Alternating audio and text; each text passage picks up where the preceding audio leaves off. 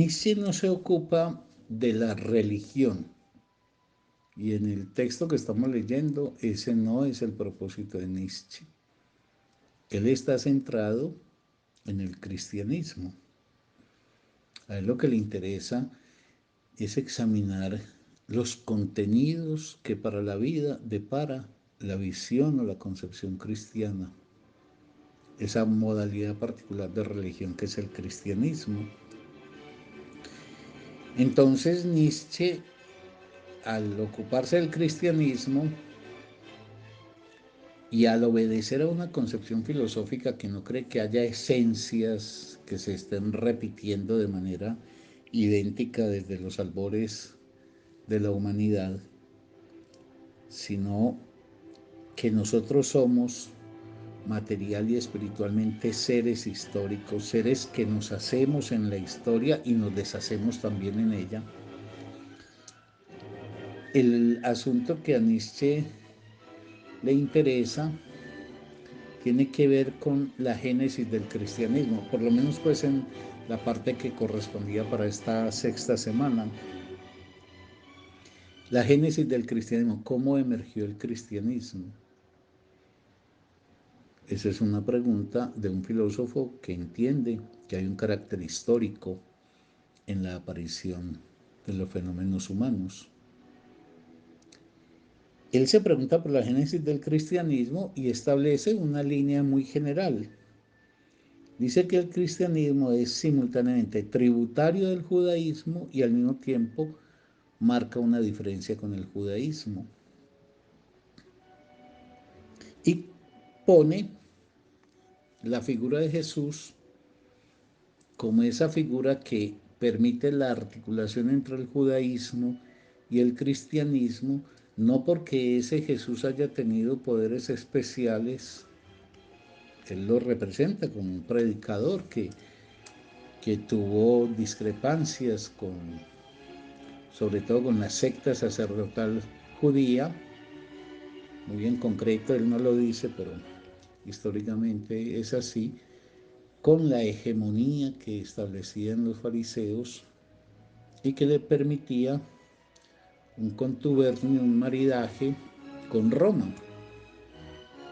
Entonces Jesús, uno se lo puede imaginar perfectamente, un judío de pura cepa que siente que la forma en que la religión judía se está manifestando, por ejemplo, con la pompa, el lujo de los sacerdotes fariseos, los beneficios de poder que alcanzaban al ser delegatarios del invasor de Roma.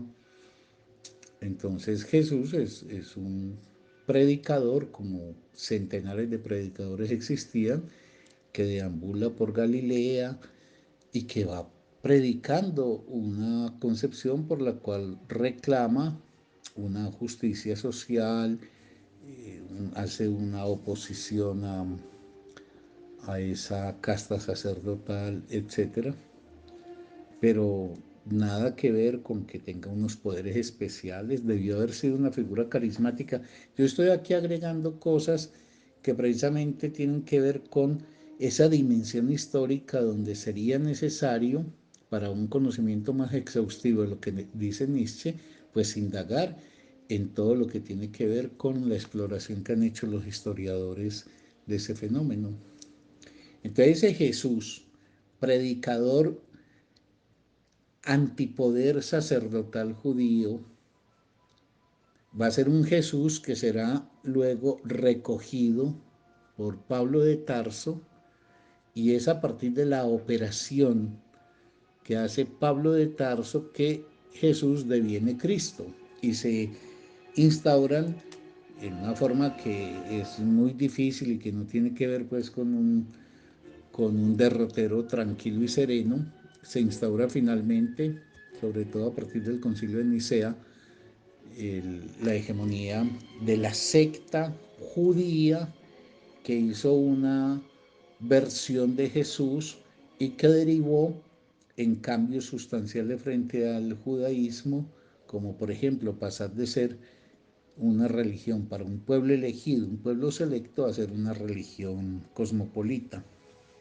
Con esto lo que estoy diciendo es que allí donde Nietzsche dice, entonces vayamos a examinar el origen histórico del cristianismo, ese que permitirá ver que si a Jesús lo crucifican es simplemente porque es un criminal político, porque se ha levantado contra el poder de la casta sacerdotal y esa casta sacerdotal consigue que Poncio Pilatos, para mantener un poco la paz ahí con estos representantes del pueblo judío oprimido por Roma, Poncio Pilato concede que crucifiquen a Jesús, a ese predicador, y que lo crucifiquen como crucificaban mucha gente. Entonces Nietzsche dice, dirijámonos a la historia, pero es evidente que, que el llamado de Nietzsche no se logra consumar, porque ahí faltan muchos elementos históricos. Hay un panorama muy general que ofrece Nietzsche, que no permite visualizar claramente cómo el judaísmo dio un fruto que lo diferenciaría de él, que es el cristianismo. Por ende, una historia, y hay que tomarle en serio la palabra Nietzsche, si él dice, vayamos a la génesis del cristianismo y por ende a la historia, una historia del pueblo judío lo que reclama a gritos para cualquiera que quiera entender el asunto y no solamente quedarse como si fuera una sentencia de verdad con lo que dice Nietzsche, estaría en la obligación de acudir a otro dominio del saber que no está expuesto por Nietzsche y que con toda seguridad Nietzsche no lograba dominar tan fehacientemente como si lo podríamos conocer hoy, y es el dominio de la historia, el estudio de los grandes historiadores que han tratado el problema del cristianismo, porque eso, por ejemplo, Nietzsche hace afirmaciones que son ciertas, pero que hoy están no solamente ampliadas, sino muy sustentadas. Por ejemplo, el carácter fantasioso, esa falsificación literaria que constituye la Biblia. Porque el cristianismo se funda en unas creencias. Cuando uno escucha una discusión, por ejemplo, entre teólogos, siempre hay unas referencias para poder construir la argumentación de lo que dicen que termina en la Biblia y le dan a la Biblia el estatuto de un documento histórico fehaciente. Pero la historia del pueblo judío es una historia que, como lo dice el mismo Nietzsche, está falsificada precisamente con el primado de los rabinos, que se inventan una historia y a través de mecanismos de transmisión consiguen hacer que esa historia sea asumida como una creencia por el pueblo judío. Pero cuando un historiador se pone en plan de trabajar las fuentes efectivamente ciertas, fiables, lo que se encuentra es que ese relato judaico es un relato que está perforado por cantidad de insuficiencias, de cosas afirmadas sin ninguna sustentación. Los grandes acontecimientos sobre los cuales se funda el Antiguo Testamento no están probados, porque es imposible, porque no tienen documentación, ni siquiera cosas tan grandes como la salida de Egipto. En un pueblo, Nietzsche lo que pasa es que tiene mucha agudeza. Bueno, en realidad el siglo XIX ya había avanzado mucho en el conocimiento histórico del pueblo judío y Nietzsche debió haber sido un lector bueno de esos historiadores del XIX. Pero, por ejemplo, el pueblo judío fue un pueblo que efectivamente durante miles de años había sido un pueblo oprimido, un pueblo expatriado permanentemente, o por los asirios, o por los babilonios, o por los egipcios, entonces un pueblo medio errabundo, y con el invento de religión que hicieron, que es un invento histórico, no es ese, el Dios del Antiguo Testamento, no es el Dios de cuando los judíos estaban, por ejemplo, dominados por los babilonios, sino que ese es un proceso histórico que tendrá como efecto que esa religión se convierte en un referente de comunidad y de identidad del pueblo judío que produce ese hecho insólito de un pueblo que no necesariamente está referido a un lugar, a un territorio específico. Por eso en la diáspora que acontece en el primer siglo, tras la destrucción del templo de Jerusalén, en esa diáspora el pueblo judío se abre hacia el mundo, pero el punto de cohesión que desborda fronteras nacionales, lenguas y que persiste es el sistema de creencia en donde habían configurado la idea de un Dios que los había hecho selectos. Ese carácter selecto de pueblo escogido, que de un lado daba como un tono narciso, porque si uno dice no hay sino un Dios, es el único, porque ellos además habían acuñado esa concepción que nunca era común en las culturas de un Dios único. Si ese Dios que es único señala con el dedo a ese pueblo, es como, no sé, como un papá que señalara con el dedo como privilegiado a un hijo, obviamente lo que suscita es la rivalidad de los otros. Y ahí hay una génesis, solamente una, hay otras seguramente y pueden ser más importantes, pero que muestra por qué el pueblo judío siempre ha sido un pueblo extraño y un pueblo que efectivamente se debate entre la destrucción que pende sobre ellos, por ejemplo, bajo la forma del exterminio, o la asimilación, es decir, que se diluya en la cultura del país donde estén radicados. Entonces, el tema histórico del judaísmo es muy importante porque es, por decirlo así, una explicación fantasiosa de sí mismo. Es como si uno construyera una leyenda de uno mismo. Uno ya es un ser mayor, una persona mayor, y le contará a alguien una leyenda que uno se inventó de sí mismo y lograra persuadir al otro. Bueno, el judaísmo está montado sobre una leyenda, por eso es que tiene tan poco de racionalidad. Por eso en la racionalidad, una discusión de corte histórico parte de decir cuáles son las fuentes, esgrima las fuentes para mostrar la fiabilidad de las fuentes sobre las cuales se está construyendo las proposiciones o las interpretaciones que hace. Pero las fuentes judaicas, además de las que se nutrirá el cristianismo, son fuentes que están plasmadas en la Biblia, y la Biblia es una consignación de construcciones de seres humanos, solo que bajo el imaginario por parte de los seres humanos de que ellos lo que están es recogiendo la palabra de Dios. Aquí pues lo que quiero señalar, con toda la valoración del análisis y de la potencia crítica de Nietzsche, es la necesidad de que si alguien quiere realmente tener una claridad sobre esa relación judaísmo-cristianismo, tiene que acudir necesariamente a los grandes historiadores del cristianismo o del judaísmo.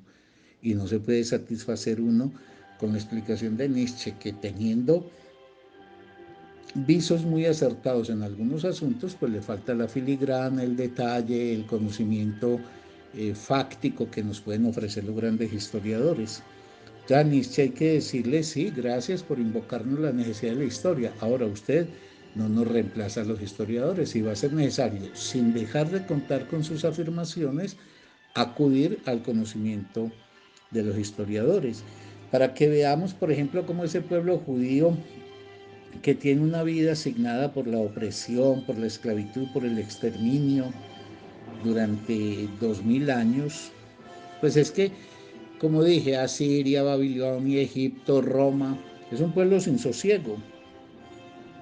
Entonces, ese pueblo, para poder sostenerse, construye, pero no es que dicen, ah, ¿cómo nos sostenemos? Sino que ellos construyen ese imaginario de un Dios único, omnipotente, todopoderoso. Por eso es un Dios tan guerrero, el Dios del Antiguo Testamento, que es un Dios que está al lado de un pueblo que es un pueblo frágil, débil, es un pueblo que no tiene, por ejemplo, una gran historia. El pueblo judío no tiene una conquista histórico-cultural como la pudieron tener los babilonios, los asirios, los romanos, los egipcios. Entonces, un pueblo frágil en un territorio perdible, y para peor, un territorio que no era el más óptimo. ellos aparece esa cosa de un Dios único, todopoderoso, pues omnipotente, justiciero, que se pone al frente de los judíos cuando se trata de enfrentar a los enemigos. Entonces construyen un imaginario que se colectiviza muy poderoso y que les permite la pervivencia en condiciones generalmente de mucha debilidad. Pero Nietzsche lo dice, y estoy totalmente de acuerdo en eso, que lo hace a costa, paga un precio. Para poder tener ese Dios todopoderoso, entonces ellos como criatura tienen que ser seres minúsculos, débiles, y entonces construyen una moral de súbditos, porque formulan otro mundo, que es el mundo de ese Dios es pura metafísica, y ese Dios, que es el verdadero valor que existe y ante el cual al ser humano no le queda sino prosternarse, arrodillarse, va a representar la decadencia en relación a la vida, porque ese Dios además será inmensamente prohibitivo. Pues nosotros conocemos los 10 mandamientos, pero en la Biblia, pues en lo que es el conjunto de la Torá judaica y el Antiguo Testamento, el Nuevo Testamento, todo eso, los estudiosos dicen que tiene más de 2000 preceptos de cómo reglar la vida cotidiana, con el cuerpo, con la comida, con el sueño, con todo. Entonces el judaísmo se preserva en un Dios que magnifica, pero paga el precio entonces de deponer las relaciones con la vida, de decirle no a la vida. Por eso Nietzsche habla de la decadencia que encarna. Y ese no a la vida, como lo expresa y que lo va a recoger lo del cristianismo, es antes que nada un no al deseo y al goce. El judeocristianismo nunca ha sido, por ejemplo, una religión de la sensualidad, de la dicha corporal, y en cualquier expresión de ellas, el erotismo, el baile, etcétera, sino que es una especie de postura negadora de ese vínculo fundamental con la vida, que es el, el que nos lleva a desear y a desear, por ejemplo, sensualmente, y a gozar con eso, es decir, que la vida sea una fiesta, porque nos depara también la intensidad del erotismo, la intensidad del baile, la intensidad de la sensualidad, de la mirada que se dirige a los objetos del mundo, el reconocimiento de la belleza, etcétera. Pero también el precio que paga es, en ese no a la vida, es el no al pensamiento. Para decirlo en orden, el no al conocimiento y al pensamiento.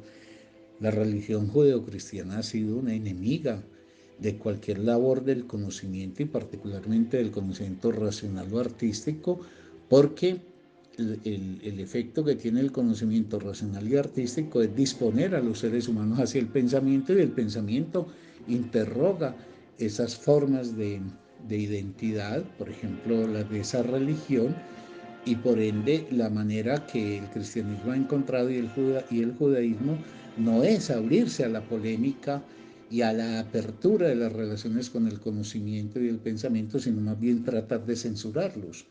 Por eso pues todo lo que se conoce que el cristianismo, pero esto también lo ha hecho el judaísmo, entonces hay libros prohibidos, entonces Galileo con la verdad, que entonces Darwin, o sea, no es una religión que promueva el conocimiento, porque el conocimiento, sobre todo cuando alcanza una configuración racional, vía la ciencia, vía la filosofía, puede poner en interrogación los fundamentos de esa misma religión. Entonces, con eso se achica la vida, porque si la gente queda cercenada del arte, de la filosofía, de los saberes, de las ciencias, de la sexualidad, del cuerpo, de la belleza, del erotismo, pues es la vida la que está empobrecida. Y por eso todos los rituales religiosos del cristianismo y del judaísmo son rituales del, del apocamiento de las relaciones con la vida. Eso hace efecto concreto. Ese Dios único en el que creen, bueno, va a establecer un efecto que enseguida lo menciono, pero antes quiero decir que esos costos de otro mundo que implican como rebote una decadencia de esta vida, posiciona inmediatamente a la casta sacerdotal como una figura central. Hace muchos efectos esa concepción de ese Dios único, todopoderoso. Efectos. El del nihilismo. No, es que la verdadera vida es otra. En esta achiquemos las relaciones con el goce y con el conocimiento. Entonces cumplamos con rituales, acojámonos, este es otro efecto, a una moral que además, como es una moral provista por Dios y Dios es único, porque no estamos en un escenario politeísta, entonces esa moral única aparece como una moral que rechaza cualquier otra moral, pero además es una moral absoluta, es una moral indiscutible, porque uno no puede discutir con la palabra de Dios. Entonces, estatuye un orden moral del mundo y la idea de que la moral planea sobre la humanidad por designio divino y esa es la única moral. Y eso sabemos pues todas las dificultades que ha acarreado porque eso ha implicado que haya serias dificultades para que los seres humanos liberen manifestaciones en el ejercicio y en el derecho de una vida de la cual puedan disponer. Todos sabemos el papel que ha jugado el cristianismo, por ejemplo, y el judaísmo. Es que siempre hay que decir judeocristianismo, porque son lo mismo, aunque cambien. Por ejemplo, en la relación con las mujeres, la concepción que ha tenido de las mujeres, la concepción que ha tenido de la sexualidad, los rituales cristianos como renuncias a la satisfacción, etc. Nietzsche dice que eso fue configurando entre ese otro mundo que se inventó y este mundo un mediador. Ese mediador es el sacerdote, es una casta y es gente que finalmente la pregunta es ¿y qué hacen? Lo que hacen es alimentar en la gente la ilusión religiosa para asumirse esa casta sacerdotal como una emisaria de Dios, una conectora entre Dios y esa criatura caída, esa criatura envilecida, porque esa criatura es pecadora, etc. Pero además Nietzsche dice, con esa religión lo que queda también es totalmente abolida la causalidad, es decir, ese principio de la racionalidad que es la causalidad. ¿Por qué? Porque Dios hace lo que a bien tiene, hace milagros, modifica formas de proceder de los fenómenos físicos, etc. Y para terminar, es una religión que hace un falseamiento de la historia, lo ya dicho. Produce un texto como la Biblia, que es una falsificación literaria e histórica, y ese texto se vuelve inviolable y además se supone que contiene toda la verdad. Agréguese por último a esto que entonces hace un invento, que es un invento terrible y sobre el cual está fincada precisamente esa negación de la vida como dicha que el cristianismo ha promovido. El cristianismo es una religión muy triste, por eso uno nunca ve una imagen de Jesús riéndose o bailando, o una imagen de la Virgen María sensual, etc. Y espero que esto no moleste a los creyentes, pero es simplemente enfatizando eso. Estamos muy lejos de las representaciones, por ejemplo, de las diosas o de los dioses griegos o romanos. Entonces se inventan una cosa y es que el ser humano es un pecador. ¿Por qué? Porque el ser humano ha cometido una falta. Entonces, ojo, ser un ser en falta bajo la forma de la culpa por la falta cometida. Entonces es un ser postrado. Es un ser que siempre está inferiorizado porque ha cometido entonces una gravísima falta, el pecado original, pero después a lo largo de la vida cuanta infracción haya a una preceptiva moral que conculca tanto la vida. Pero el mecanismo, esto también lo ha estudiado Michel Foucault muy acertadamente, es que establecen una relación pecado. Entonces, el ser humano peca, por ende ingresa a la culpa frente a ese Dios justo, bueno, que lo hizo tan generosamente. Eso tiene muchas contradicciones lógicas. Ese Dios omnisciente debe saber cuál es el destino de cada criatura que ha creado y por ende esas criaturas que terminarán condenadas al infierno o a millones de años en el purgatorio bajo la forma del suplicio y del sufrimiento. Es muy extraño, ese siempre ha sido un punto muy difícil para el cristianismo explicar cómo el punto de partida de un Dios absolutamente bueno permite, sin embargo, la emergencia del mal. Y eso lo intentan resolver con el libre albedrío, pero eso tiene muchos puntos fallidos. Pero bueno, ese es otro tema. La secuencia que arman son pecado, por ende culpable, pero inventan, es un invento extraordinario del cristianismo, la confesión.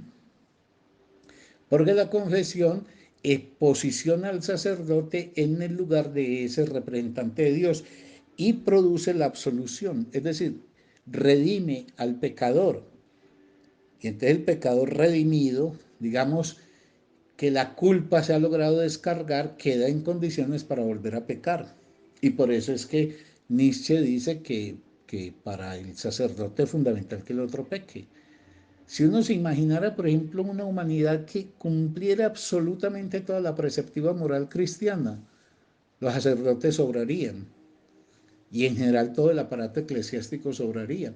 Entonces se necesita que el sacerdote requiere del pecado para poder vivir como una casta independiente que vive, voy a usar la expresión de Nietzsche que es muy dura, pero que es una metáfora, y es que es una casta de zánganos, no participan de la producción ni material ni espiritual, pero sí concentran buena parte de las riquezas de la humanidad, etcétera, etcétera. Entonces, ese poder de la parásita casta sacerdotal se sostiene a nombre de que ellos representan el reino y la voluntad de Dios, que ellos son los agentes de Dios, tanto de los postulados de su reino celestial como de la voluntad de ese Dios. Ellos lo dicen, lo promueven, la gente lo cree porque ya se ha inventado que hay otro mundo y que ese mundo tiene ese Dios, ese extraño Dios que, que si uno se detuviese en un juicio lógico, es un Dios muy extraño. Ese Dios está fuera del mundo y creó el mundo. Si creó el mundo, lo creó entonces a partir de un momento, por ende antes de haberlo creado, él carecía del mundo, pero para poder pasar de no haber mundo a haber mundo creado por Dios, tiene que haber un proceso de conocimiento, de decisión. Bueno, uno por todas las puntas puede hacer un examen de una figura que, que racionalmente es siempre muy contradictoria y muy débil. Igual el tema del mal, cómo es que un Dios bueno, que hay unos ángeles que le revelan, que caen, que esos ángeles son el demonio. Ese es un edificio pues muy mal parado. Para que ese edificio se mantenga, pese a lo mal parado que está, se necesita debilitar mucho la racionalidad de la gente. Es decir, el juicio lógico, la coherencia, por ejemplo, entre causas y efectos, etcétera.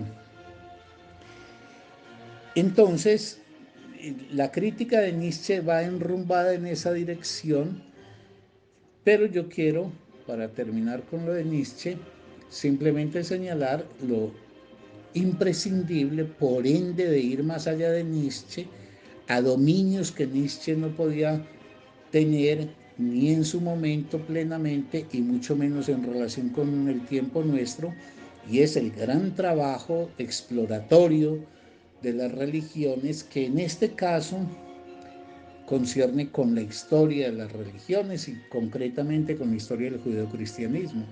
Igual veremos más adelante, hay que plantear el problema en relación propiamente a la antropología de las religiones.